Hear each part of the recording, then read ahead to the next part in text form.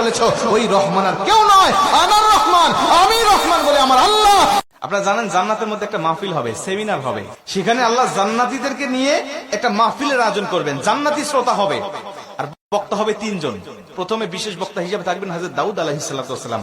দাউদ আলাইহিস সালামের কুরআন নাযিল হয় নাই, দাউদ নবী কোনদিন কুরআন পড়েও নাই, তারপরে আল্লাহ সেদিন তাকে ইলম দিবেন, তিনি দাউদ নবী সূরা তোহা থেকে তেলাওয়াত করবেন। তাফসীরে এসেছে দাউদ নবী যখন কুরআন থেকে তেলাওয়াত করবেন তার একটা গলা থেকে, একটা কণ্ঠ থেকে 80 রকম সুর বের হতে থাকবে।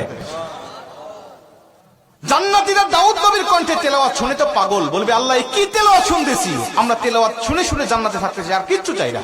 আল্লাহ বলবে এর থেকে কি সুমধুর তেলাওয়াত শুনতে চাও না? জান্নাতীরা বলবে আল্লাহ এর থেকে সুমধুর তেলাওয়াত হতে পারে, আমাদের আর বিশ্বাস হয় না। আল্লাহ বলবে কেন বিশ্বাস হয় না? দাউদ নবীর উপরে কোরআন নাজিল হয় নাই, দাউদ নবী কোরআনের জন্য মার খায় নাই। যে নবীর উপরে কোরআন নাজিল করেছি, যে নবী কোরআনের জন্য মার খেয়েছে, দাঁত শহীদ করেছে, মাথার হেলমেট ভেঙেছে, উহুদের প্রান্তরে রক্তক্ষরণ করেছে, ওই নবীর কণ্ঠ থেকে কোরআনের তেলাওয়াত শোনো কেমন সুমধুর শোনা যায়। আমার নবী যখন সূরা ইয়াসিন থেকে তেলাওয়াত করবেন জান্নাতীরা তো পাগল হয়ে যাবে, বলবে আল্লাহ কোনো হুর চাই না, কোনো গেলমান চাই না, কোনো নাজ নিয়ামত, কোনো শরাব, কোনো ঝর্ণা, কোনো কিচ্ছু চাই না। আল্লাহ শুধু নবীর কণ্ঠে তেলাওয়াত শুনে জান্নাতে হাজার হাজার বছর আমরা কাটিয়ে দিতে চাই। আল্লাহ বলবে জান্নাতি এর থেকেও কি সুমধুর তেলাওয়াত তোমরা শুনতে চাও না? জান্নাতীরা বলবে আল্লাহ এর থেকে সুমধুর তেলাওয়াত হতে পারে, এটা আমাদের আর বিশ্বাসই হয় না। জান্নাতীরা কেন বিশ্বাস হবে না বলো? আমার নবীকে কণ্ঠ দিয়েছি আমি আল্লাহ নিজে।